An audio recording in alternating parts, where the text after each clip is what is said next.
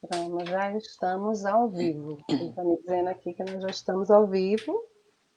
Ok. Vamos aguardar as pessoas agora entrarem na sala.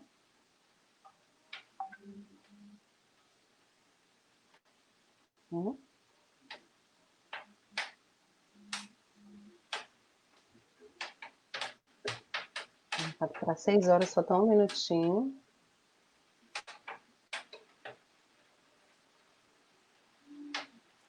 Eu já estou vendo aqui a gente. Ah, é? Eu vou compartilhar.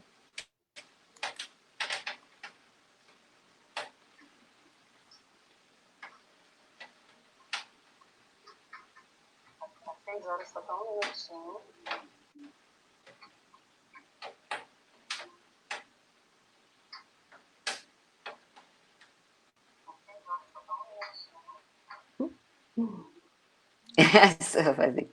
Seu eco. É, o meu eco. Eu vou dando uma olhada aqui. Tá. Aí já estamos chegando. Flávio. Mirleno. Nossos alunos após. O Elber.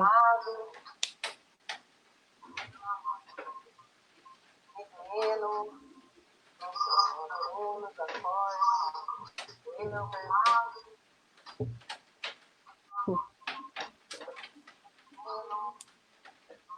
Vamos dar uns 5, 10 minutos. O que é que você diz aí? Que dê tempo de todo mundo, né? Boa noite, professor Cataldo. Boa noite. As pessoas estão chegando. Ótimo. Sejam bem-vindos. Sejam bem-vindos. Estamos aqui para recepcioná-los, para a gente conversar um pouco sobre protagonismo social e mediação consciente da informação.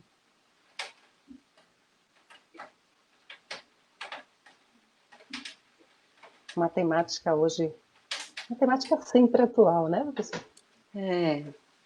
Ganhou evidência, mas ela está sempre aí, né? Com força. Temos 19 pessoas, eu consigo visualizar. Temos 19 pessoas. Ah, ótimo. Você diz quando a gente começa. Tá certo. Vamos dar mais 3 minutinhos, 18h05 a gente começa. Ok. Boa noite, Elber. Boa noite pra gente.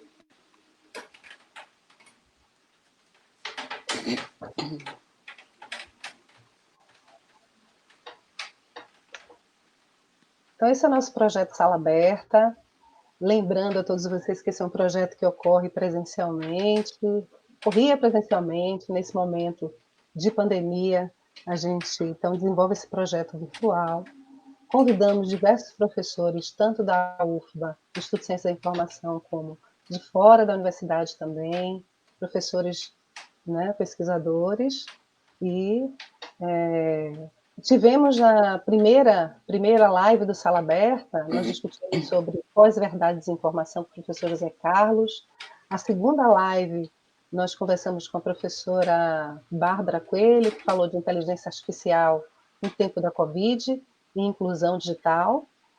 E a nossa terceira live, conversamos com o professor Derek, que foi semana passada, à noite também, que nos falou sobre racionalidades formativas, uma temática também bastante interessante. E hoje a gente convidou a professora Henriette, então a gente tem a maior satisfação de receber a professora Henriette aqui, né, para mais um Sala Aberta conosco, para a gente discutir uma temática que é sempre relevante. Nós temos 24 pessoas, então acho que a gente podemos começar. Isso. Tá ótimo. Então, eu vou... podemos começar. Vou apresentar a professora Henriette. Está ouvindo direitinho? Acredito que todos também estão ouvindo.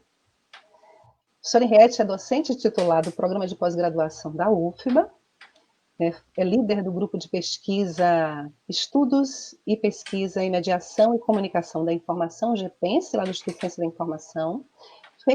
Hoje ela faz parte da diretoria da Associação Nacional de Pesquisa e Ciência da Informação e foi diretora também da ANSIB no período de 2016 a 2018, né? E possui uma vasta experiência no campo da ciência da informação, e a gente tem hoje o prazer de receber a professora Henriette, que vai conversar com a gente sobre protagonismo social e mediação consciente da informação.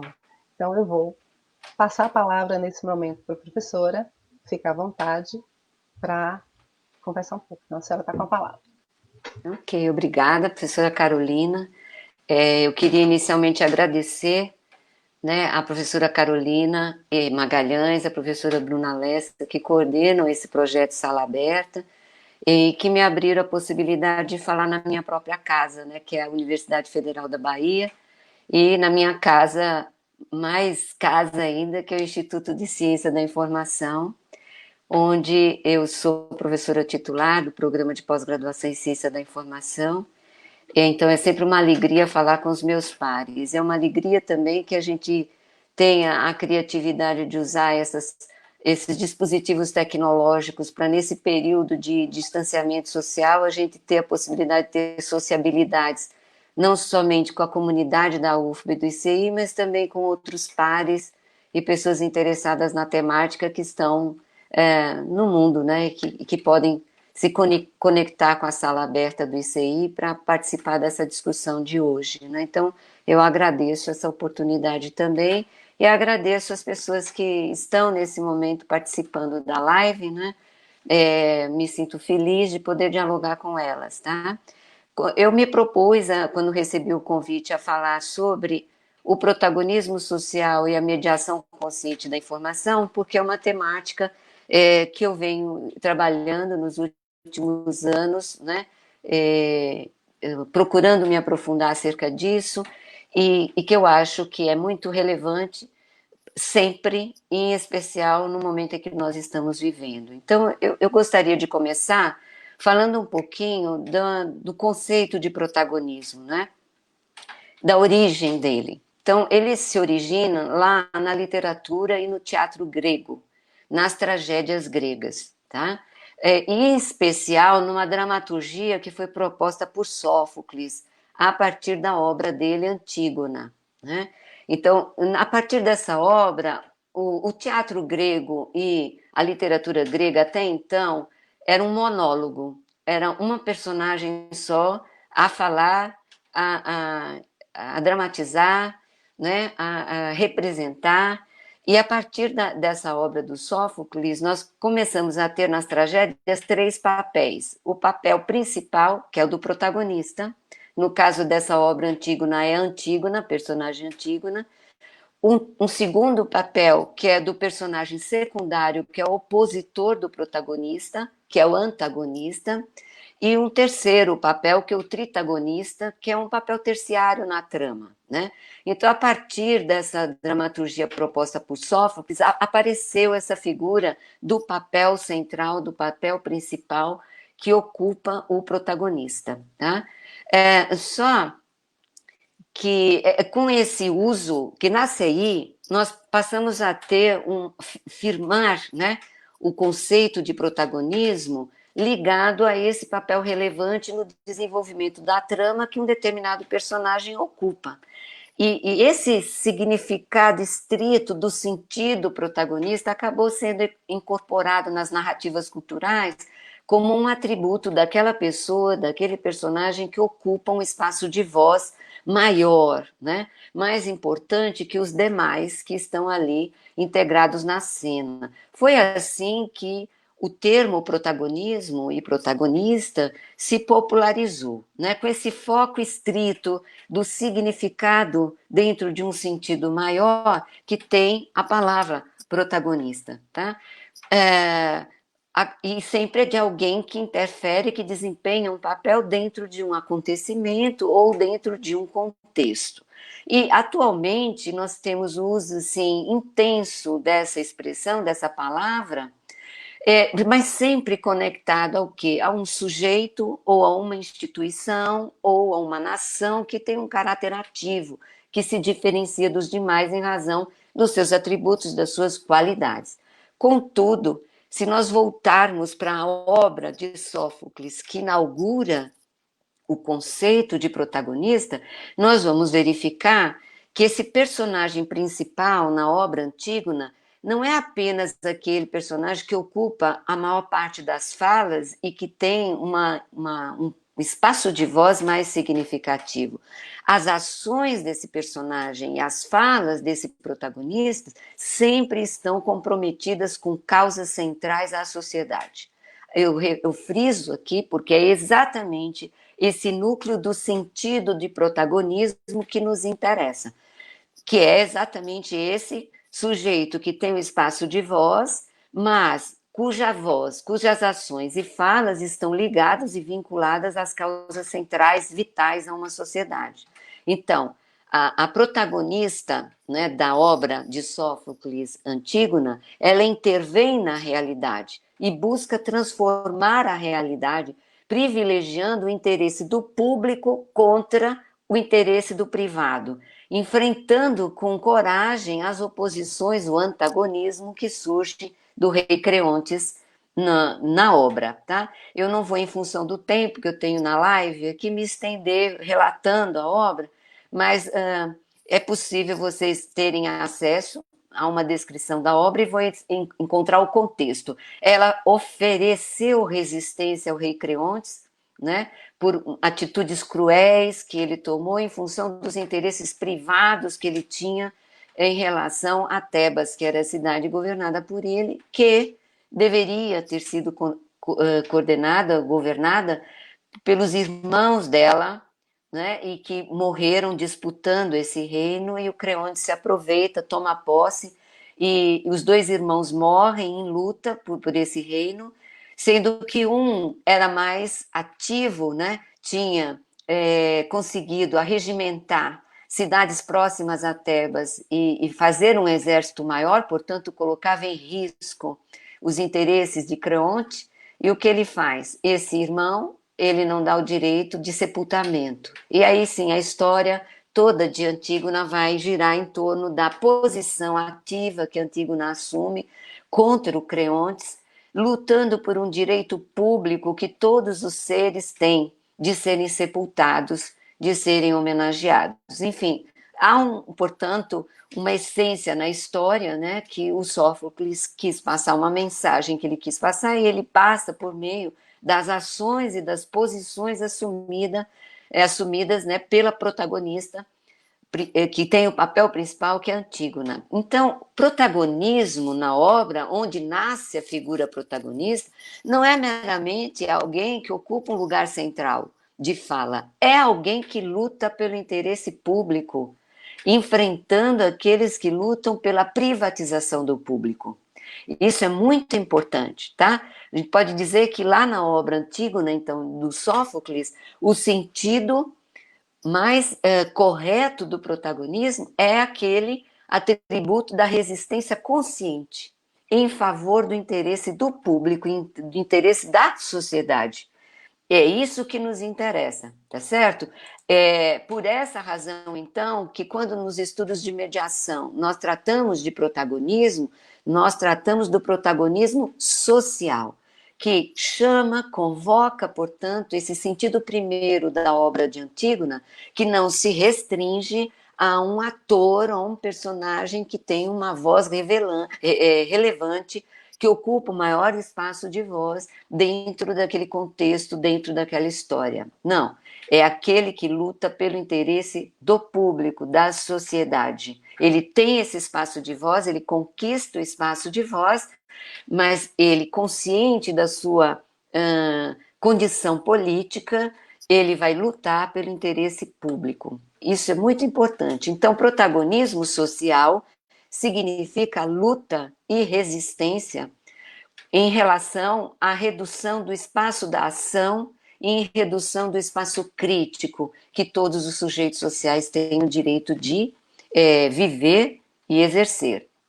Ocorre que, na modernidade, no processo de industrialização, no processo de consolidação do capitalismo, se instaurou um princípio que vai ao encontro, vai de encontro, melhor dizendo, a esse espaço crítico, esse espaço da ação, que é o princípio da acumulação, do consumo, e que só vai se consolidar a partir da redução do espaço da ação e do espaço crítico.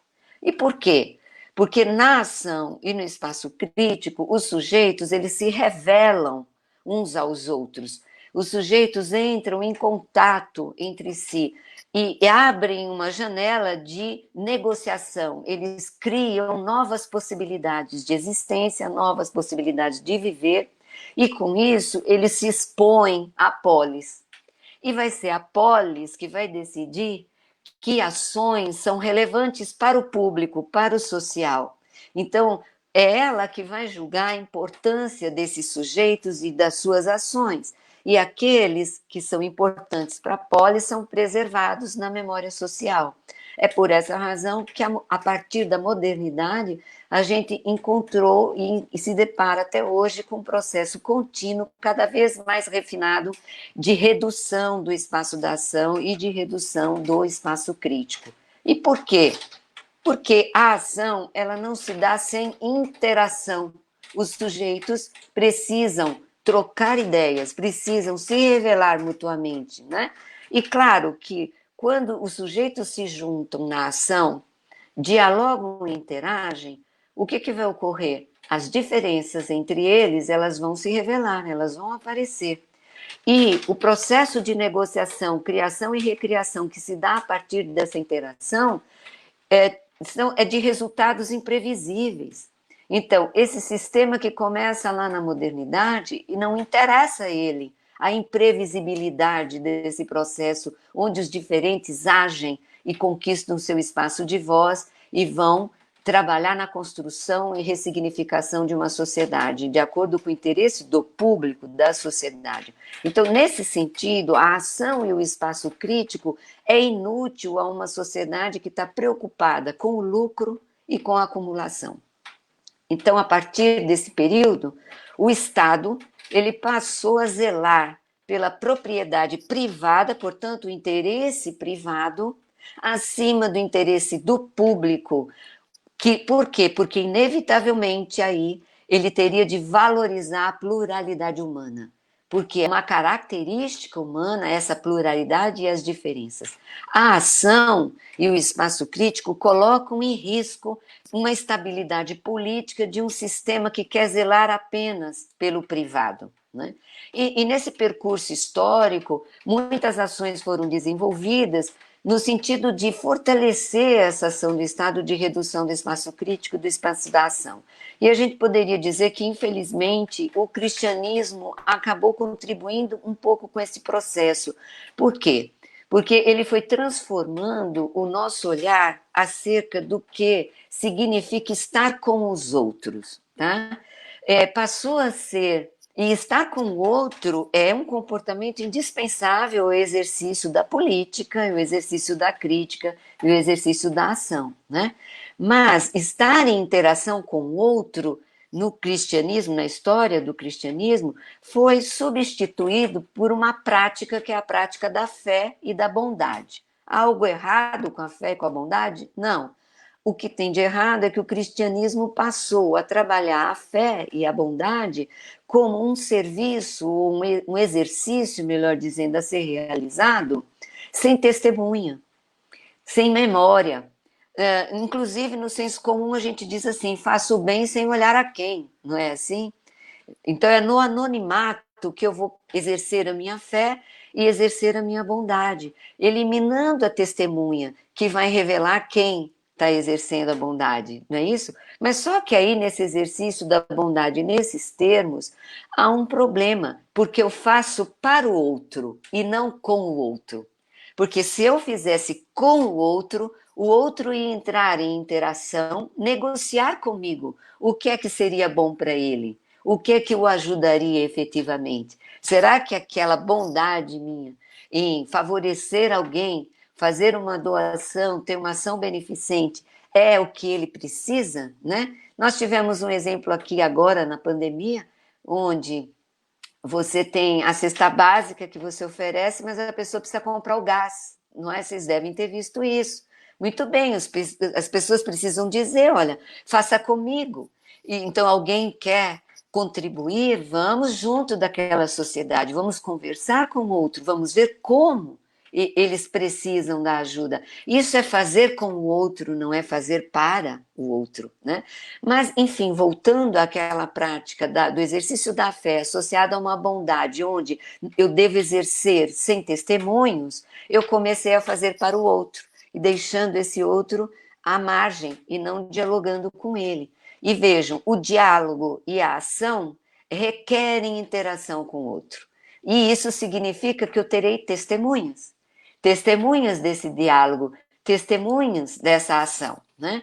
Muito bem. E o que cortando esse período histórico, chegando no século XX, o que é que nós vamos encontrar? Nós vamos encontrar um refinamento desse processo com o Estado e a economia, refinando cada vez mais o controle da liberdade e o controle do espaço crítico, a redução do espaço crítico. Não é por acaso que nós temos hoje uma verdadeira guerra verbal contra o papel da universidade, porque essa universidade, ela tem a liberdade do livre pensar e do exercício crítico, e não interessa, né? Então, o Estado e a economia, a partir do século XX, foi refinando os mecanismos de controle dessa liberdade e reduzindo cada vez mais esse espaço crítico.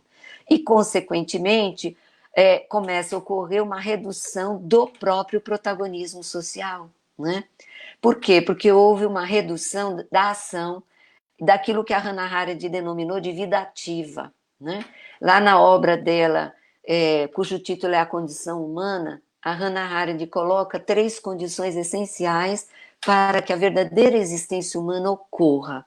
A primeira é o labor, a segunda o trabalho e a terceira a ação. O que é que ela nos diz? O labor é aquela atividade que nos mantém vivos, né? São atividades vitais para que o processo de vida ocorra e se mantenha, está no plano da subsistência, né?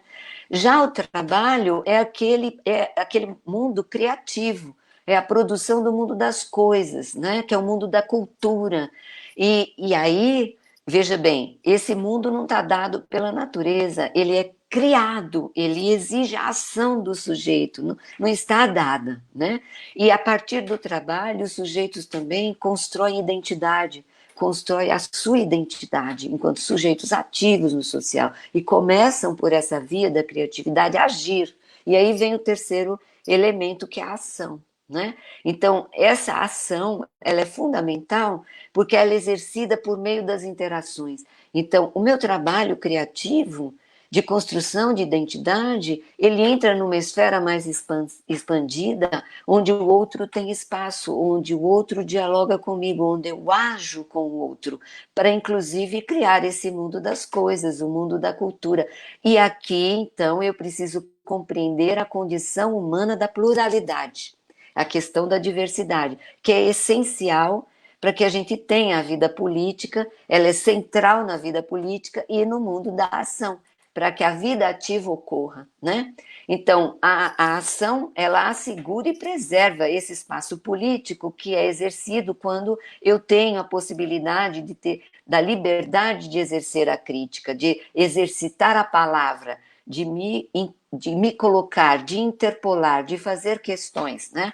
Ela gera, portanto, uma sustentação da própria memória social e da história, né? Porque é assim que a história se fará. Então, esses 3 elementos interligados, eles garantem a verdadeira existência humana, vai garantir a natalidade e a vida, né? A sobrevivência, também a atividade criadora que o trabalho traz, e por meio da ação, as possibilidades de transformação de tudo, né?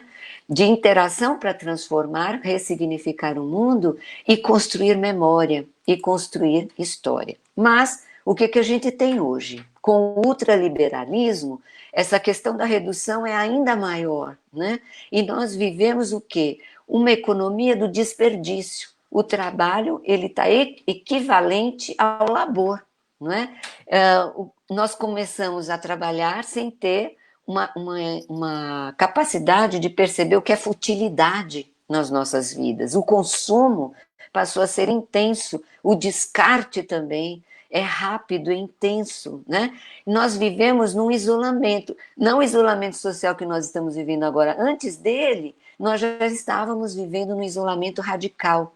A Hannah Arendt diz isso também, nessa obra dela. Nós passamos a estar privados. Privados de quê? De ver o outro, de ouvir o outro, e também privados de sermos ouvidos e vistos pelos outros, né? Por quê? Porque é aqui que eu vou transformar, a partir da ação, a minha realidade. Com isso, o mundo do trabalho, ele foi destituído de sentido para nós, para a grande maioria das pessoas, obviamente, que algumas pessoas resistem a tudo isso, e tem o privilégio ainda de viver o sentido do seu trabalho. Mas a grande maioria teve o seu trabalho criador destituído dessa potência, né?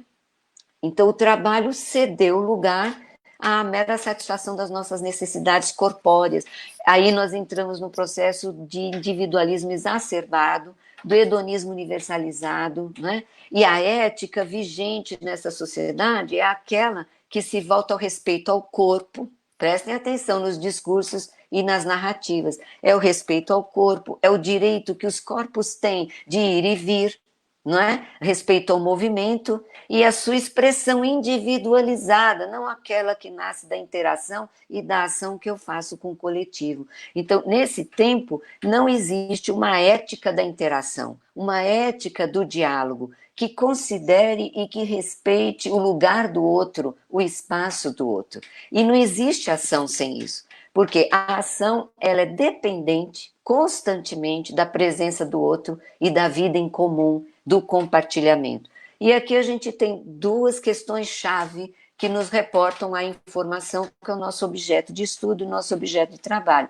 Eu não produzo informação sem o outro, eu não produzo informação que não seja para o outro também, porque eu quero colocar em compartilhamento para o outro aquilo que conheço. E com isso eu interajo com outros que me antecederam, que formam a teia de sentidos que eu vou utilizar para construir a minha narrativa, a minha proposição científica. Então, a informação, que é resultado desse processo de interação intensa, ela resulta da ação de compartilhamento. E ela, ao mesmo tempo, incentiva, promove a ação de compartilhamento. Quando nós nos deparamos com uma informação nova, nós vamos buscar os interlocutores em torno dela, né? E ainda quando estamos lendo essa teia de sentidos que o autor usou, nós ainda assim estamos nos encontrando com o outro que fez esse texto e com os outros, né, com os quais ele dialogou para produzir a rede de sentido dele. Então eu diria, a informação ela é produzida nessa interação com o outro, também é organizada, né, disponibilizada numa ação coletiva, tá? E ela só pode ser apropriada pelo sujeito a partir do debate que ele estabelece com o outro. Então, que outro é esse? O outro que produz a informação, o outro que organiza, que disponibiliza, o outro que interpreta e que compartilha num debate a sua interpretação, né? E é por meio disso que nós vamos elaborando as nossas compreensões e nos apropriando, inclusive, dos conteúdos informacionais que são produzidos nesse processo intenso, né, de interação com o outro, de compartilhamento. E aí tem uma questão que eu volto para a Hannah Arendt, que é importantíssimo e que a informação é reveladora disso. Nós temos dois elementos que nos unem na ação e no protagonismo. Primeiro, a igualdade. Somos todos seres humanos. E, ainda que sejamos iguais porque somos humanos, somos diferentes. Temos características diferentes, temos condutas diferenciadas, temos opções diferentes. Então, igualdade e diferença, igualdade de direitos de expressão, igualdade por termos a condição humana que o outro tem também. Isso nos une, né? E nos une a partir também de interesses que têm a ver com essa condição humana, né? De sustentar essa condição humana. Mas para agir e desenvolver o protagonismo que vai preservar, eu preciso respeitar as diferenças. Então, igualdade e diferença são essenciais para que exista ação e protagonismo, né? E Isso significa que aquela verdadeira existência que ela diz, ela exige uma ética da alteridade, né? Um respeito ao diferente, uma consciência, um respeito de que o outro existe, que ele tem direito do espaço de voz, que ele deve participar do processo de interação. Isso, se há uma consciência por parte de todos nós nesse sentido, nós vamos promover a vida ativa. É aí, então, que eu opto por trabalhar com uma categoria do conceito de mediação que o professor Oswaldo Almeida Júnior formulou, que é a mediação consciente. Por isso, propus o título Protagonismo Social e Mediação Consciente da Informação.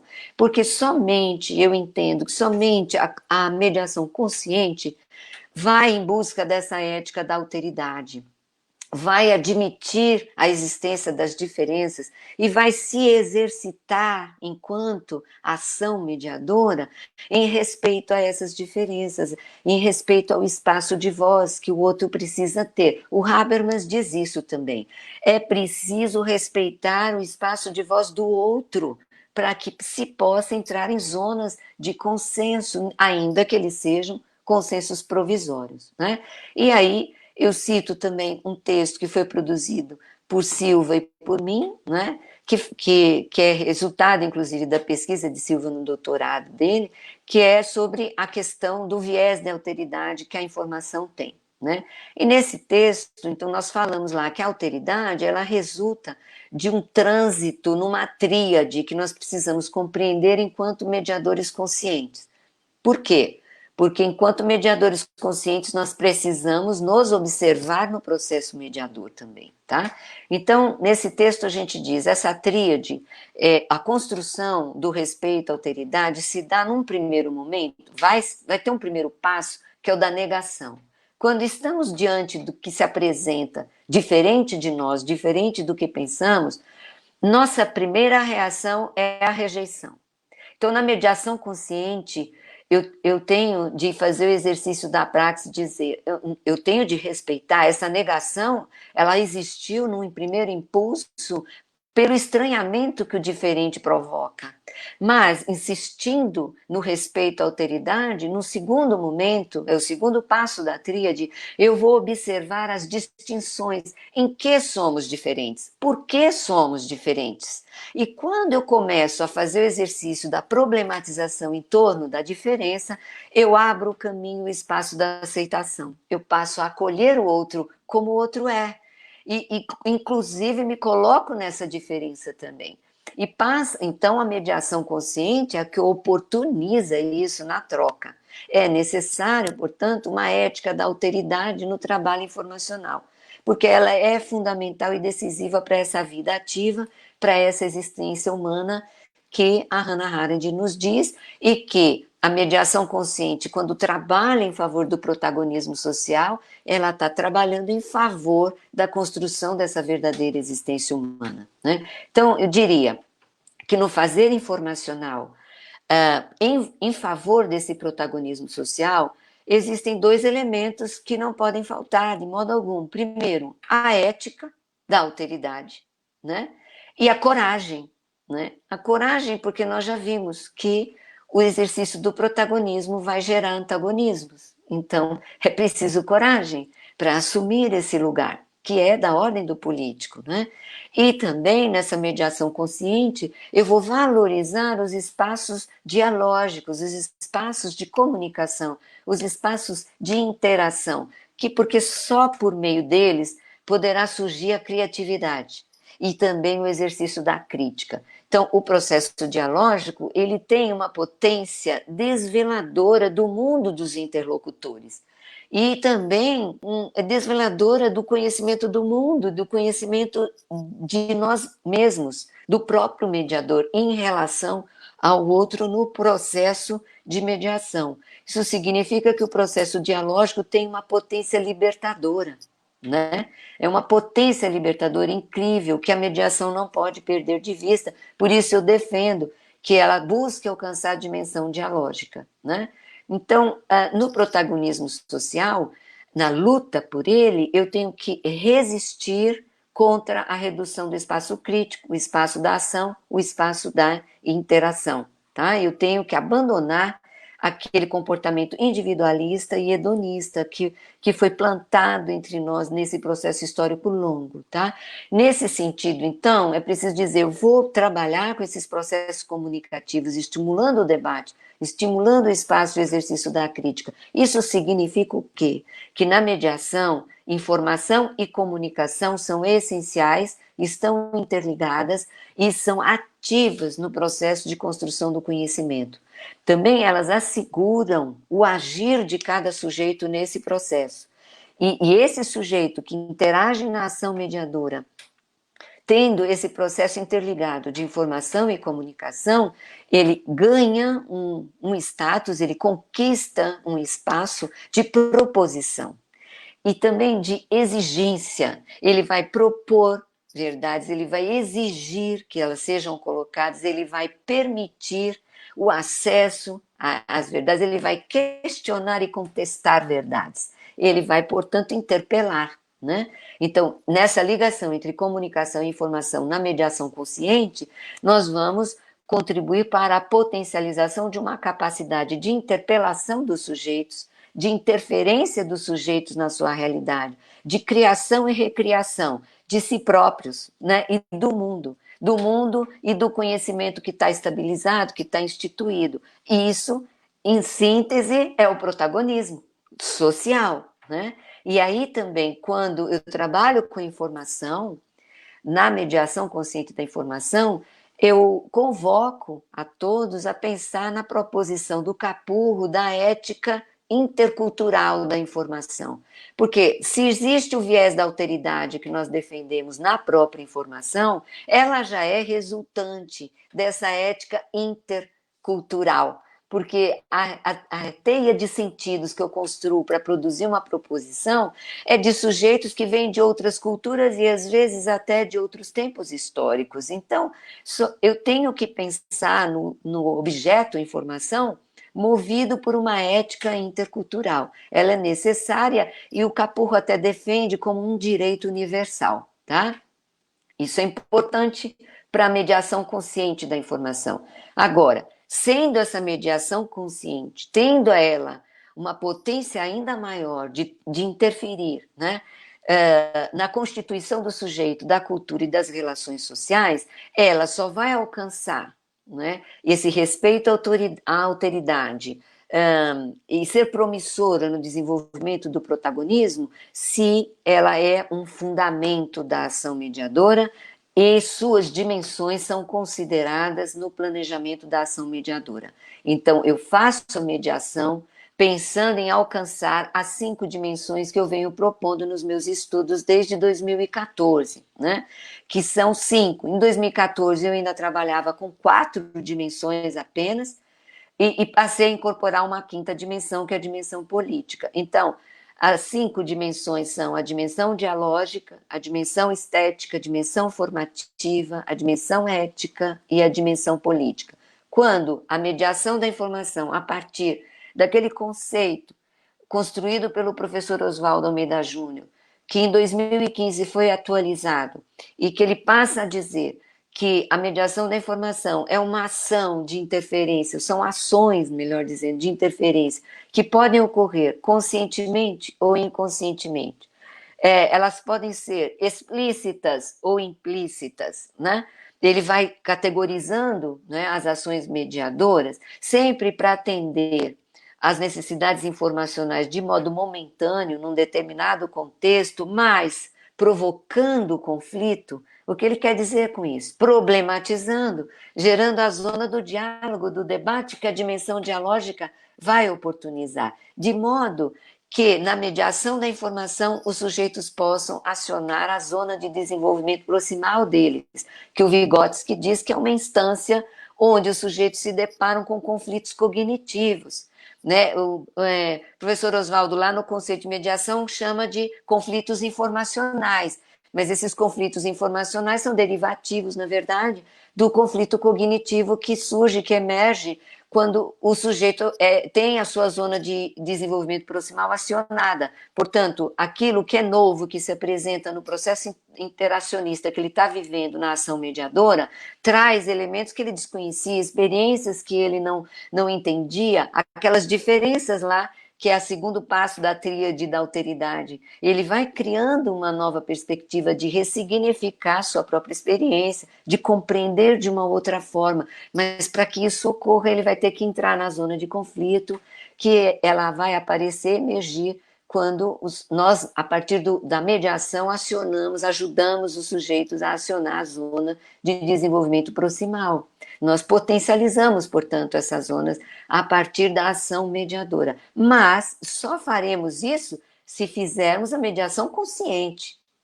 E realizar a mediação consciente significa trabalhar para que ela alcance as 5 dimensões da própria mediação. Porque é assim que ela vai conseguir favorecer o desenvolvimento do protagonismo social em toda a sua força, em toda a sua potência, né?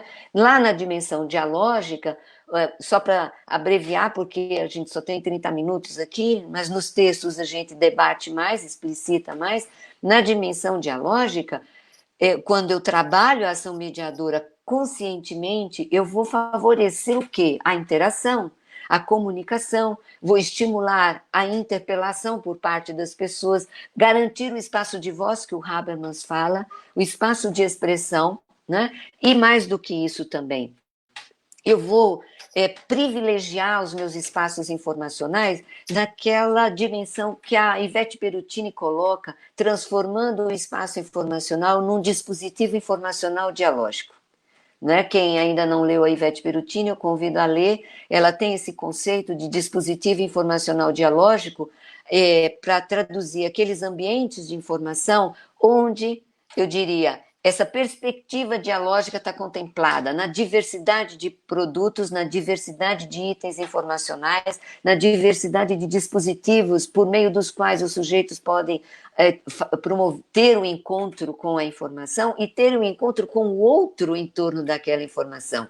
Então, a dimensão dialógica da mediação da informação, ela privilegia isso. Então, ao desenvolver a mediação consciente, eu tenho que estar atenta se eu estou alcançando a dimensão dialógica. Muito bem. Se eu consigo alcançar a dimensão dialógica, eu tenho que cuidar da dimensão estética, trabalhar a ponto de que o espaço do acolhimento para o outro seja cultivado. Eu tenho que gerar a ambiência do conforto,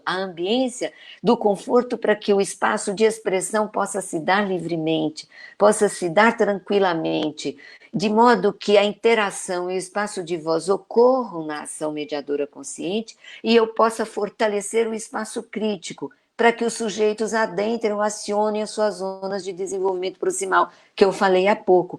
Sem isso, a dimensão estética é a que privilegia, né, esse acionamento da zona de desenvolvimento proximal, que vai permitir o estímulo à criatividade e de ressignificação do próprio sujeito que participa da ação mediadora, que é consciente. E o prazer estético que os sujeitos vão viver quando eu alcanço a dimensão estética é tão intenso que ele não recusa mais a zona do conflito. A zona do conflito oportuniza ele se ressignificar, ele enxergar o mundo de uma outra forma, e mais do que isso, ele se apropriar da informação, né? Ele passar a ter domínio dela, e ela o transforma e permite que ele, com essa transformação, também transforme a realidade. E aqui entra a dimensão formativa, né, que nós defendemos, que é exatamente a possibilidade de redimensionamento do arcabouço de conhecimentos, de saberes, de percepções que os sujeitos têm e que vão construindo ao longo da sua experiência de vida. Portanto, essa mediação consciente que visualiza a dimensão formativa e trabalha para que essa ação alcance a dimensão formativa, ela vai permitir uma formação diferente por parte do sujeito. Os sujeitos se formam a partir dessa ação, se transformam e saem fortalecidos para transformar o seu entorno. E o próprio mediador também se forma e se transforma nessa interação.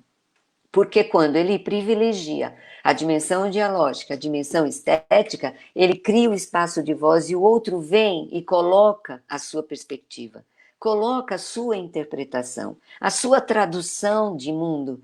E eu também entro em encontro com ele. Então eu também sou sujeito, ao mesmo tempo eu sou agente e sujeito.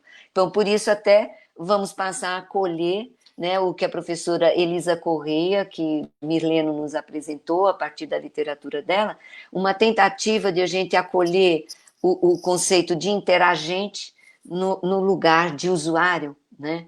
Vamos, de modo que na mediação consciente eu tenho que entender que sou mais uma agente e que todos são agentes da ação mediadora. Então, somos interagentes aí, né? E vivemos a experiência da dimensão estética, da dimensão dialógica e da dimensão formativa na ação de mediação consciente também. Agora, é óbvio que aí nós convocamos com isso a quarta dimensão, que é a dimensão ética. Por quê? Porque não é possível nada disso sem respeito à alteridade, né? Sem a superação do discurso da neutralidade. O mediador não é neutro, a mediação não é neutra, e nenhum fazer informacional é neutro. Nós nos colocamos enquanto sujeitos ativos ali. Isso é problema? De modo algum, porque se eu faço a mediação consciente, eu faço esse exercício crítico da praxis, inclusive, de analisar como eu estou realizando a ação mediadora e vendo se essas dimensões da mediação estão sendo contempladas, estão sendo alcançadas. E aí eu não posso alcançar se eu não tiver o respeito ao diferente, não é? E se eu também me assumo como mais um interagente que tem suas diferenças em relação ao contexto, né? Outra questão que está relacionada à dimensão ética é a negação à censura e ao preconceito. Na mediação consciente não há espaço para censura, não há espaço ao preconceito também, tá? E há também uma negação da manipulação. Os interagentes vão decidir, nesse espaço que é coletivo, né, qual é a melhor interpretação? Aquilo que o Habermas fala que é a zona do consenso possível, que vai se estabelecer no debate. Então, não pode haver manipulação. Então, na dimensão estética da mediação, da informação, eu vou negar essa manipulação, rejeitar, impedir que ela ocorra. Não pode ocorrer nem por parte do mediador, nem por parte do dispositivo informacional dialógico, que seria o ambiente de informação, né? Não pode ocorrer, e também não pode ocorrer por parte dos interagentes, os demais interagentes envolvidos na ação mediadora, tá? Então, a dimensão ética ela é alcançada quando, na mediação consciente, eu sou capaz de identificar também e me contrapor a informações falsas, né? Aquelas tais fake news, né? Então, as informações falsas, elas têm de ser debatidas intensamente a partir da dimensão do fortalecimento da dimensão dialógica, a partir do fortalecimento da dimensão estética, onde o espaço de voz do contraponto esteja preservado, para que se possa fazer o encontro dos contraditórios. Então, a dimensão ética é fundamental para que a mediação da informação seja bem sucedida, e ela só o será se ela for consciente. E quando eu consigo, na mediação consciente, transitar por todas essas dimensões, inevitavelmente eu alcanço a quinta dimensão, que é a dimensão política, tá? Na dimensão política, eu estou consciente dessas dimensões todas.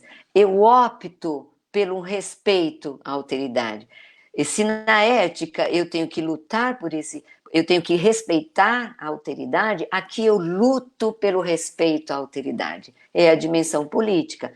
Na dimensão política, a ação mediadora, ela vai lutar contra aquela censura, contra o preconceito. Entende? Então, na ética eu compreendo, né? Eu respeito, mas aqui eu mais do que respeitar, eu luto pela alteridade, pelo espaço da alteridade. Eu luto contra a censura, eu luto contra o preconceito, eu vou defender o fundamento democrático do livre pensar, da liberdade. Eu vou ter uma defesa intransigente a um acesso à informação, a um uso da informação que potencialize a apropriação da informação pelos sujeitos sem distinção entre eles. E isso significa o quê?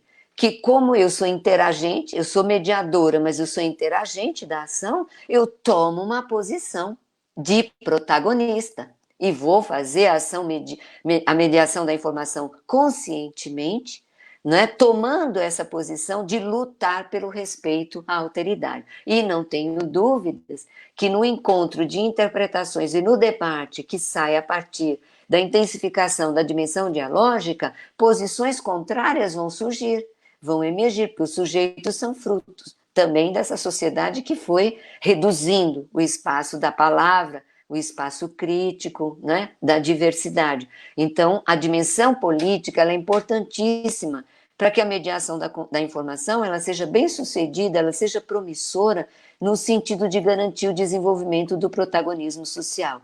E aí é que eu defendo, então, tá, que a mediação consciente da informação e as suas dimensões, né, elas se constituem num fundamento importante, caro à ciência da informação. E, ao mesmo tempo, uma contribuição efetiva para que a ciência da informação cumpra o seu papel social, a sua função social, que é trabalhar em favor desse protagonismo social, que eu entendo e defendo que é o único caminho humanizador do mundo. Eu até costumo dizer que esse é o projeto humanizador do mundo e que a mediação da informação consciente está em favor dele, né? E a ciência da informação, porque trabalha com o objeto informação, que é resultante desse processo de compartilhamento, ela tem que trabalhar por esse caminho também, não é? Onde há uma construção promissora das relações, da ética nas relações sociais, que privilegia o debate, o espaço crítico e que garante o espaço da criatividade, o espaço da alteridade, porque ela trabalha na tentativa de construir um diálogo e um debate que estabeleça zonas possíveis de consenso, onde as diferenças são contempladas, né? Então, é importante que o sujeito que trabalha no ambiente informacional e desenvolve práticas informacionais, ele se compreenda como um mediador, né? E também se compreenda como um sujeito ativo da ação protagonista. E que a sua responsabilidade social, portanto, ela se expande para além daquela que nós já naturalizamos como uma responsabilidade social da ciência da informação. Nós não abandonamos, obviamente, essa responsabilidade importantíssima, que é de preservar, né, a informação, de organizar essa informação, disseminá-la, permitir a recuperação dela para que ela seja acessada, usada pelos sujeitos. Mas nós queremos mais, nós queremos que os sujeitos se apropriem dessa informação e se apropriem para construir a sua identidade, construir o seu espaço de ação, que a Hannah Arendt dizia lá quando eu citei no início da minha fala com vocês. Portanto, vamos agregar a responsabilidade social da ciência da informação agora, favorecer e fomentar o espaço de interlocução entre os interagentes da ação mediadora, né? Mais do que isso, potencializar também a renovação e a expansão do próprio repertório informacional que nós temos. Então, aí vamos trabalhar naquela esfera da mediação cultural, permitindo que o repertório informacional se expanda, porque os interagentes na ação mediadora consciente, eles são criativos, eles criam itens informacionais, eles criam novos objetos de cultura. Então, a responsabilidade social da ciência da informação, ela se expande a partir desse fundamento importante, que é o da mediação da informação em suas dimensões, porque ela vai também atuar, né, nessa questão central da renovação e expansão do próprio repertório informacional que nós dispomos. Isso significa também não privilegiar alguns, é trabalhar em favor do espaço de todos, né? Não há uma cultura mais importante que a outra. Há, às vezes, culturas que nem estão documentadas, que não têm objetos culturais preservados, e nós vamos trabalhar com compromisso na preservação desses objetos, né? Então, os ambientes e as práticas informacionais podem e devem traçar ações mediadoras que vão construir, fortalecer e valorizar o espaço crítico, o espaço dialógico do compartilhamento, que vai permitir trocas de objetividades e subjetividades, espaços de intersubjetividade, onde a diversidade vai se revelar e o encontro com o diferente é privilegiado. Enfim, é o espaço sustentador da criatividade, da renovação, né? Então, o trabalho com a informação, ele não é neutro. Nós temos que abandonar a máscara da neutralidade. Não existe isso. Nós estamos trabalhando em favor disso que eu estou aqui defendendo e que a mediação da informação está voltada para isso, né? Então, vamos sim continuar trabalhando porque é importante preservar a memória social, dar condições de acesso e uso da informação, sem dúvida alguma, em construir ambientes informacionais, né, dispositivos, mas agora, na perspectiva de Perutini, dispositivos informacionais dialógicos, onde o espaço, o estímulo ao exercício da palavra, o exercício do diálogo, da criatividade, vai ser privilegiado, para que haja produção de sentidos e de entendimento também entre os interagentes na ação mediadora.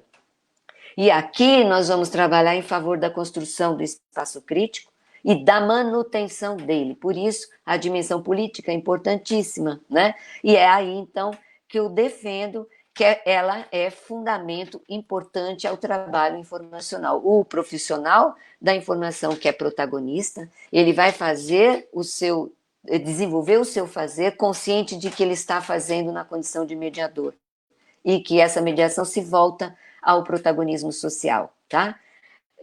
Enfim, e é importante dizer também que essa dialogicidade, esse processo dialógico, ele é importantíssimo porque ele tem duas potências muito relevantes aí que a gente não pode, assim, descartar, não pode desconsiderar. A informação, ela é um elemento da cultura que nasce dessa dialogia, tá? E ela carrega em si potências importantes ao desenvolvimento do protagonismo, que é o compartilhamento da diversidade, de ideias, de pensamento, de percepções, de saberes, né? E o estímulo ao debate, o estímulo dessa construção do espaço crítico. Sem essas duas coisas, não há possibilidade de construir enfim, o protagonismo e favorecer o desenvolvimento do protagonismo. Então, na condição de mediador, o mediador tem de fazer a mediação consciente, comprometida com essa produção humanizadora do mundo, né? E essa mediação consciente, ela vai oportunizar o alcance, que as ações mediadoras alcancem as 5 dimensões da mediação da informação que eu estou propondo. E aí ela vai ser relevante ao desenvolvimento do protagonismo, né? Enfim, acho que é importante dizer que é por isso que eu defendo que a mediação e suas dimensões devem ser consideradas ao mesmo tempo como um fundamento e como um contributo ao desenvolvimento do protagonismo social, né? Enfim, e lembrando mais uma vez que é preciso ter coragem para assumir esse lugar consciente, de fazer a mediação consciente acontecer. Sem isso, não é possível desenvolver o protagonismo social. O que talvez nos acalente é pensar que a mediação consciente da informação, se ela consegue alcançar as 5 dimensões, ela contribui para o desenvolvimento do protagonismo social e todos nós, inclusive o mediador, vai poder experimentar a verdadeira existência humana que a Hannah Arendt defende, né? Isso significa que todos nós, nossa sociedade, os nossos coletivos terão uma capacidade de resistência, uma capacidade de assegurar a liberdade, o livre pensar, uma capacidade, inclusive, de incluir o outro e respeitar o outro. E é por essa razão que eu vou me permitir encerrar a minha fala resgatando aqui o último slide da última palestra presencial que eu fiz na Universidade Federal da Paraíba, no início do ano, acho que em fevereiro, se não me engano. Eu encerrei a minha palestra resgatando uma fala do professor Paulo Freire, quando, na década de 90, ele volta do exílio, depois da campanha da anistia ter conquistado, né, a anistia ampla, geral e restrita, e quando ele chegou, né, na década de 90, ele participou de um programa com jovens, e ele tem uma fala nesse programa que eu acho que mostra bem o lugar dessa mediação consciente e o quanto o protagonismo social é relevante para que tenhamos uma existência digna, né, e a verdadeira existência humana. E eu vou ler eu estou com ela aqui entre aspas, eu vou ler, tentando, inclusive, dar a entonação da voz do professor Paulo Freire. Evidentemente que jamais vou conseguir alcançar aquela entonação, mas é porque a entonação, quem trabalha com mediação da leitura sabe disso, a entonação tem o seu lugar, tem a sua importância no processo mediador. Então vamos lá, Paulo Freire disse assim: Deus queira que a experiência da ditadura militar no Brasil jamais se reinvente. Está querendo se reinventar, mas nós não deixaremos, ele jamais se reinvente. E ele disse: o meu gosto é que nós todos, brasileiras e brasileiros, meninos e meninas, velhos, maduros, que todos nós tomemos um tal gosto pela liberdade, pela presença no mundo, pela pergunta, pela criatividade, pela ação, pela denúncia, pelo anúncio, que jamais seja possível no Brasil a gente voltar àquela experiência pesada do silêncio sobre nós que a ditadura implantou. Ditadura jamais. Eu termino a minha fala dizendo isso e dizendo que é com isso que se preocupa a mediação consciente da informação. É nessa luta, é nesse viés que fazemos a pesquisa na mediação da informação e que lá no campo da praxis atuamos na mediação de forma consciente. Era isso, espero ter conseguido falar no tempo que eu tinha. A live a gente não tem palmas, mas eu vou bater palmas. Porque Obrigada. realmente é muito tocante, e ainda mais no atual momento, essa mensagem final foi perfeita, Rede. Uhum. É tudo tão profundo o que você falou, foram tantos links que eu fiz aqui. Primeiro sobre o nosso papel, a gente como transformador, como a gente acionar e acessar, e como a gente me remeteu também para qual o meu lugar no mundo, diante do atual contexto que a gente vive, pequenos movimentos que a gente vê hoje, pequenos grandes, na verdade, trabalhos de ativistas comunitários hoje, e que tem um papel fundamental e que exercem, eu creio, essas dimensões, talvez nem tão conscientes, teoricamente, disso, né? Mas a gente precisa falar muito mais sobre isso, porque isso é muito profundo. Então, todas essas dimensões que você trouxe, a fala e a Hannah Arendt com o labor, o trabalho, a ação, você descobriu que é essencialmente aquilo que te mantém vivo, você trabalhar com aquilo e transformar tudo isso em ação. Porque o ser humano em si, eu acredito que ele é uma grande potência de agir, né? Então, você fala muito sobre potência, e eu gosto muito dessa palavra, porque a gente precisa sair do estado de potência para o estado de realização, do estado de ação. Estou falando muito daquilo que eu estou sentindo. E, como docente, eu vejo assim na sua fala muito, que a gente precisa ter no nosso processo formativo desse futuro aí profissional, bibliotecário, que atua na cultura, reunir mesmo e discutir sobre cultura, protagonismo e mediação. Que é como você disse, essa coisa da interculturalidade, a consciência de qual é seu papel. Eu vou abrir para as perguntas, só queria fazer esse comentário, trouxe muitas questões, e eu vou abrir porque aqui nós já temos, tá, gente? Quero dizer que vocês já podem fazer perguntas, quero registrar a presença da professora Ivana, professor Cataldo, Isa Freire, Jussara, Will Denise, nosso colega Marcos Viana, entre outros que eu não conheço, tem a Bianca Maduel, acho, não sei se é essa a pronúncia do nome dela, professora Alzira. E vou começar justamente fico feliz. Com a pergunta da professora Alzira. Tá. Que a gente pode exibir a pergunta, ficou pequenininha? Mas está pequenininho para mim. Eu quero que você leia, porque... Neste espaço, qual o papel das redes e dos dispositivos? Olha, as redes e os dispositivos... você mesmo já usou a expressão dispositivo, né? É o mundo da cultura, é o mundo das coisas que a Hannah Arendt fala, né? nós produzimos tudo isso. Hoje de manhã, no meu grupo de pesquisa, nós discutimos um texto do Vygotsky sobre isso, e lá nós falamos isso, né? O que nós existimos em interligação com todo o mundo da cultura. Então, os dispositivos, eles foram criados como extensões nós, para nos colocar em contato e interação.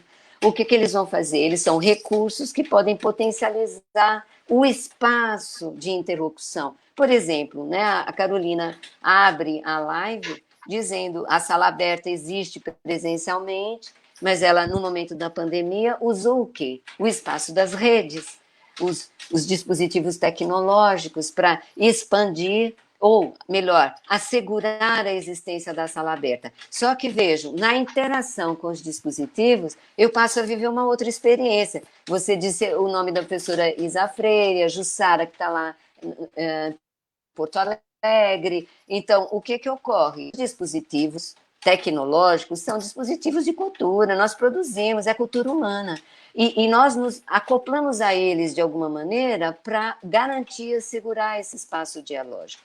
A questão é, quando eu trabalho, seja qual for o dispositivo, se ele é um ambiente físico, como o dispositivo informacional dialógico, que é o conceito que a Ivete Perugini constrói, né, e defende, ela vai colocar que esses dispositivos tecnológicos se articulam aos acervos, por exemplo, que são dispositivos também, à ambiência física, e constroem, muitas vezes, uma ambiência que está fora do ambiente físico. Enfim, eu diria para Alzira que os dispositivos eles não ocorrem sozinhos, eles são mecanismos, instrumentos que nós vamos construindo, nos articulando a eles, e eles potencializam certas condições de debate, de troca, de trocas de objetividades e subjetividades. Então, eles têm podem nos oportunizar isso, né? Mas, de novo, eles não fazem mediação sozinha. A mediação tecnológica, para que ela seja... Ela não vai ser consciente sozinha. Eu tenho um sujeito que aciona esse dispositivo. Eu tenho esse sujeito que tem um espaço de voz, como a Carolina, quando começou a fazer o encerramento com a fala dela, da percepção dela da nossa fala, e a própria pergunta da Alzira, que se coloca. Então, o que esses dispositivos permitem? Cada vez mais, em melhores condições, que a gente tenha a promoção do encontro. O encontro dos sujeitos, dos interagentes e o encontro com a informação. Né? Mas se eu estiver trabalhando nessa esfera e com esse tipo de dispositivo, aí eu vou até ser mais radical. Vou falar desse e vou falar daquele, que é o antigo, que é o que hoje não se pode fazer, que é eu me deslocar até um local e pegar o texto e ler o texto. Seja qual for a estratégia do encontro, né? Eu vou ter um encontro promissor ou não se eu fizer a mediação consciente. Se eu faço a mediação, eu posso até nessa mediação ter uma consciência política, vamos dizer, a dimensão política está sendo alcançada, mas como eu não tenho a mediação consciente, outras dimensões não são tão trabalhadas. E aí eu não alcanço plenamente essa potência dela, né? Eu gosto de falar potência, Carolina, que você falou, por quê? Porque quem muda coisas são os interagentes, não somos nós, né? É o resultado da interação que gera a mudança, né? Então, nós somos interagentes, então, nós não mudamos, nós potencializamos, nós exploramos essa potência que os recursos têm, exploramos a potência que o sujeito pode ter, experimentar quando ele aciona a zona de desenvolvimento proximal, não é isso? Mas essa mudança, essa transformação é dos interagentes. Eu não sei se eu respondi a Alzira, senão ela volta a perguntar. Temos uma pergunta aqui do Mirleno Nívio. Professora, deixa eu expor para ver se dá para... Está pequena, né? Fica muito pequenininho. Né? Tá. Professora, considerando o contexto das pautas curriculares para a formação de interagentes críticos, como pensar a ação das instituições formais e não formais de educação na formação de protagonistas sociais? A articulação entre formal e não formal é decisiva nessa formação? Mirleno pergunta. Ótima pergunta, Mirleno. Tem a ver com a pesquisa dele, né? Ele está pensando sobre isso, né?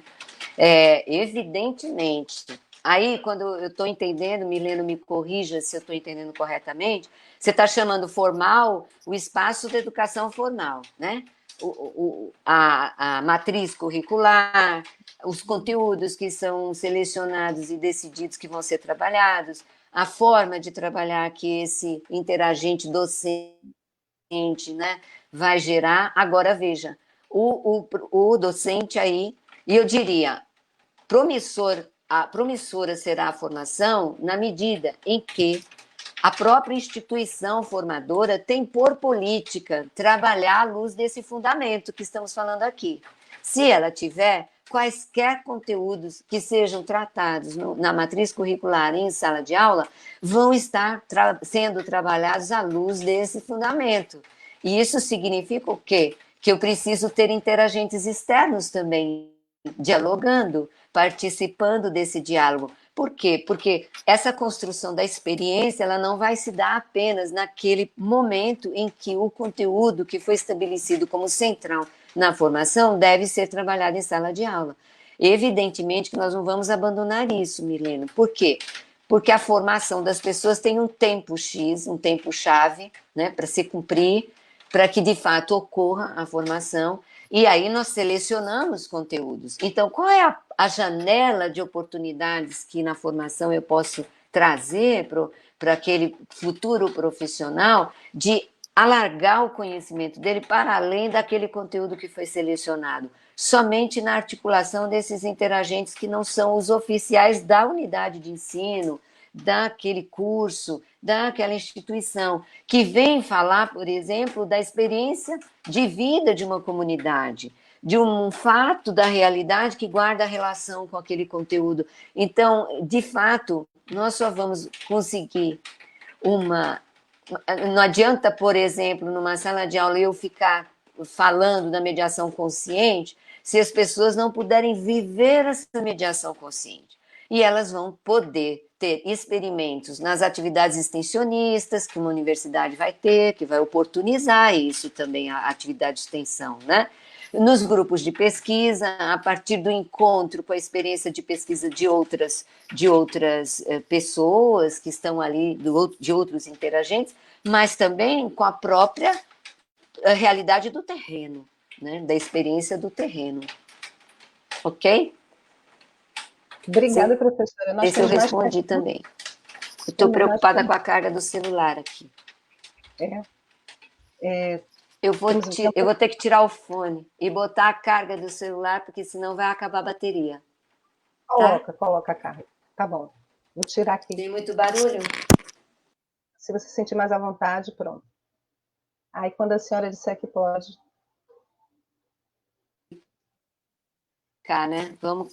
Vamos torcer que não caia. Vá. Tem 20% da minha carga. Deixa eu registrar aqui que a professora Bruna Lessa, minha parceira no projeto Sala Aberta, está aqui presente. Eu esqueci de comentar, mas eu estou comentando agora e ela tem uma pergunta. Eu vou ler aqui, está um pouco longa. Ela agradece por ter participado da nossa Sala Aberta. A reinvenção dos laços sociais por meio da internet, cada vez mais acentuado pelo consumo da representação do eu, individualismo e projeção de si, coloca em discussão o que de fato vem a ser o protagonismo social no âmbito da mediação consciente. Como a ciência da informação pode colaborar para que aconteça uma reeducação da condição orgânica de mediador nesse contexto social e político que estamos vivendo? Ok. Acabou a pergunta? Acabou. Ok. Vamos lá. Tá? Deu para ouvir. Veja bem, Bruna, num ponto essencial e caro à mediação, que é o processo de problematização, que é apresentado por nós pelo Paulo Freire, que de novo, é outra referência importantíssima nos estudos de mediação da informação. O que é que o Paulo Freire diz? Não é possível, nenhum sujeito se transforma num sujeito político ativo na vida e, portanto, um protagonista, se, né, ele não viver o processo de problematização que vai gerar conscientização. Entendem? Então, nesse momento onde a minha verdade, que é a tal da pós-verdade, é a que interessa, eu não quero nem ouvir o outro, eu preciso criar espaços de interlocução com interagentes e podemos começar por espaços específicos, numa comunidade, num local, no trabalho extensionista, no nosso grupo de pesquisa, na nossa sala de aula, enfim, por onde passamos na condição de mediadores, criar o espaço da problematização. Porque é a partir do espaço da problematização que o sujeito terá o espaço de voz e ele vai começar a discutir. Vamos começar a discutir o que seja essa verdade que está colocada aqui. O que é que você entende por essa verdade? Que relação ela guarda com a sua vida? Onde ela atinge a sua vida? Então, eu, nesse momento, entendo que explorando todos esses dispositivos tecnológicos, dentro ou fora das salas de aula, dentro ou fora dos nossos ambientes familiares, da nossa comunidade, nós podemos estabelecer o espaço da problematização. E o profissional da informação, ele tem acesso às informações, ele inclusive tem fontes que ele pode utilizar para identificar o que é uma informação falsa, o que é uma informação verdadeira. Ele sabe isso, então ele pode oportunizar o encontro da informação verdadeira com a informação falsa, num espaço do debate, num espaço crítico, criando a esfera da problematização, onde o outro terá o espaço de voz para falar um pouco da vida dele, da experiência concreta dele, à luz daquelas duas verdades que estão sendo colocadas por ele, apresentadas a ele. Nesse encontro, ele vai problematizar e ele alcança um processo de conscientização. Não somos nós que trabalhamos a conscientização, nós, de novo, oportunizamos, né, uma situação de contestação, de interpolação, de colocar e interpelar, de questionar e apresentar diversas perspectivas em torno daquele conteúdo, daquela chamada verdade. O que é verdade? E o que isso tem em relação à sua vida? O que isso traz à sua vida? Porque as pessoas vão, como na pergunta me parece que veio essa carga também, as mídias sociais, o Facebook, o WhatsApp, colocam chamadas, né, fáceis, de fácil digestão. Essas verdades que são colocadas aí, que é aquela verdade de alguém, precisa ser questionada. E nós temos de ter paciência, porque às vezes nós achamos que o nosso trabalho pode transformar, nós não seremos os transformadores de toda essa realidade sozinhos, só a coletividade pode tomar a frente para desconstruir esse processo que é desumanizador, não é isso? Então, mas, como pesquisadores do campo, como docentes do campo, como profissionais do campo, nós devemos desenvolver experiências onde o processo de problematização seja cultuado, seja desenvolvido, para que os sujeitos vivam a experiência da conscientização. Não sei se respondi, mas é o que eu penso nesse momento. Acho que tudo, a chave é na problematização. A chave reside em promover o processo de problematização, onde, por meio do qual as pessoas podem construir consciência acerca do que seja verdade, né? Temos um comentário, não sei se você quer, como é sobre bibliotecas comunitárias, é Bianca Amado. As bibliotecas comunitárias atuam com comunidade, com o outro, e não para a comunidade, por isso faz um trabalho tão lindo. Não sei se a senhora quer comentar um pouco sobre esse papel. Não, quero. Com certeza, a biblioteca comunitária, ela tem uma característica, né? Ela, desculpem, ela não nasce por uma decisão governamental, institucional. Ela nasce da comunidade, por isso ela tem esse nome, biblioteca comunitária. Então, aquela comunidade, ela decidiu criar o espaço de leitura, o espaço de acesso à informação.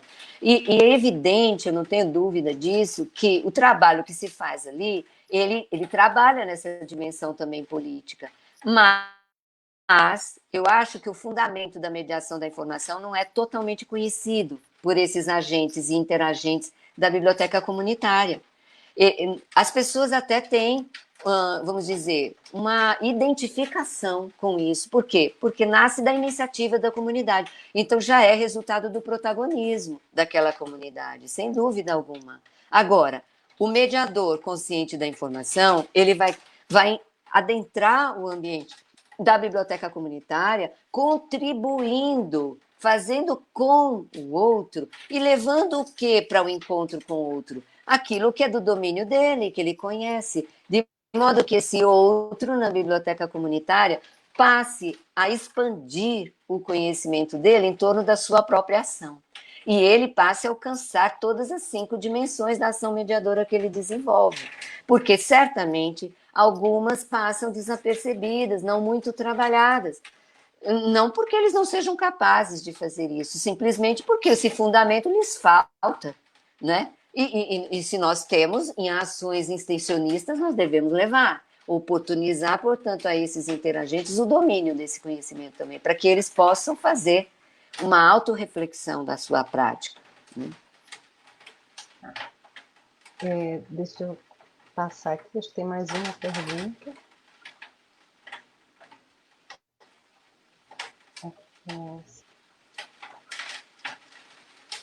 Da Bruna, depois o Milena, né? Uhum. A ativação das Uma pessoa está comentando que a ativação das legendas foi importante para quem é surdo, né? Só comentou Como? isso. Porque a gente ativou Sim. as legendas, né? E aí isso foi importante para ela. Tem uma pergunta A aqui gente, da... nós pensamos até em ter slide, né? Mas aí o slide seria útil, né? Para quem é deficiente, quem tem uma limitação auditiva. E a pergunta da Ana Luísa quando podemos dizer de fato que há ou está havendo apropriação da informação pelo sujeito, né? Talvez ela quer saber que fase exatamente você pode dizer ok. se Veja, apropria. vou voltar a dizer que a apropriação da informação, ela é um desdobramento daquela zona de desenvolvimento proximal acionada. Então, ela está no plano da singularidade. Nós nunca teremos certeza absoluta, mas, como pesquisadores da mediação, nós poderemos trabalhar com sinais. Há sinais na ação mediadora, na interação, que indicam, trazem indicações de que o sujeito alcançou aquela apropriação. Por quê? Porque quando a gente alcança, a gente domina, apreende, quando a gente ressignifica os conhecimentos e se transforma, a gente alcança o tal do prazer estético, a dimensão estética, e a gente não abre mão de falar. A gente conquista o espaço de voz, a gente se coloca, inclusive qual foi a nossa interpretação. E mais do que isso, a gente leva essa apropriação para a vida. A pessoa não é mais a mesma. Então, nós teremos sinais de que a apropriação ocorreu. É evidente também que se eu trabalhar a dimensão estética e a dimensão formativa intensamente, esses sujeitos não se contentam apenas em falar, eles querem criar também. E eles vão construir produtos culturais. Eles vão criar textos, eles vão criar objetos culturais, eles vão querer falar, participar de mesas de debate, e isso são sinais claros de que ocorreu a apropriação. Ou ocorreu uma mudança, eu percebo isso. Então, é possível você perceber, inclusive as emoções que as pessoas sentem, né? Damásio que fala isso. Nós não conseguimos alcançar sentimentos. Então, eu diria, nós não conseguimos olhar e observar a apropriação que o sujeito fez. Mas, fazendo uma analogia com o que ele fala em relação aos sentimentos, ele diz, mas as emoções a gente pode observar. Então, eu diria, em relação à apropriação, eu sou capaz de observar as emoções que a apropriação gera no sujeito, porque ele revela isso. Nós sabemos isso, cada um de nós já viveu essa emoção de compreender, de se apropriar, de transformar algo que fazíamos antes a partir daquilo que a gente passou a ter domínio. É assim que é. A gente conquista o espaço de falar e de se colocar. E aí esse prazer eu percebo. Aí quando ele vem, né, que é a dimensão estética alcançada e ela está se revelando, o que significa? Que ele está se apropriando. As dimensões estética e formativa, elas são as principais sinalizadoras de que o processo de apropriação está ocorrendo, a partir do processo da mediação consciente. Pronto. Ok? A gente tem um comentário de Christian Félix. Ouvir Henriette falar sobre protagonismo social e mediação consciente é como uma orquestra tocando, chega suave e ao mesmo tempo profundo. Foi, de fato, muito profundo. Que bom. Comentário aqui. Muito obrigada. Mirlena também comenta de Que Sófocles a bom. Paulo Freire, um rumo discursivo ímpar, pelos caminhos da mediação consciente e da formação do protagonismo social. Parabéns, professora Henriette. Que bom. Acho que vamos, então, professora, encerrar, né, com essa sensação boa de quanto a gente tem para buscar, né, para cavar aí, né, nessas possibilidades, né? São muitos conceitos que foram trazidos. Isso. E aí eu agradeço muito a sua presença. Quero registrar para a professora Débora, que eu até esqueci de comentar, e dizer que foi uma hora e meia. A gente teve aqui, a gente chegou a 80 participantes, estamos agora com 56 participantes, e foi assim uma hora e meia que passou muito rapidamente. E agradeço muito a sua participação. Foi mesmo. A gente tem essa troca tem sido fantástica, né? E espero contar com a senhora também em outros momentos que a gente puder conversar a respeito dessa temática, que é uma temática que a gente precisa trabalhar mesmo, falar muito no processo de formação desse profissional, bibliotecário, essa pessoa da informação. A gente vê que é uma temática transversal, independente da área que você atua, esse protagonismo tem a ver com você e com o seu propósito no mundo. Mas como a nossa missão, nosso lugar de fala é na ciência da informação, esse papel de formar bibliotecários e arquivistas, a gente tem uma missão aí muito, né, um papel muito importante de buscar nesse processo formativo, discutir mais sobre essa mediação, cultura e protagonismo social. Então, gente, eu agradeço a presença de todos vocês, a presença da professora Henriette, e vamos encerrar, então, a live agora. Até a próxima. Eu quero agradecer também a presença de todos, os que fizeram questões, ou que assistiram, que vibraram também, né? Quero dizer que a gente dá sentido à nossa existência a partir dessas trocas que a gente pode fazer, né? Que nascem lá dos estudos, das pesquisas que realizamos, da nossa experiência também docente, da nossa experiência de vida. Mas só vale a pena viver se for assim. Então, eu agradeço muito a oportunidade de estar na minha UFBA. Viva a UFBA que resiste, viva a UFBA. Viva o Congresso da UFBA, né? Viva o ICI e viva o povo brasileiro que resiste a essa pandemia. Vamos torcer para que possamos sobreviver a tudo isso.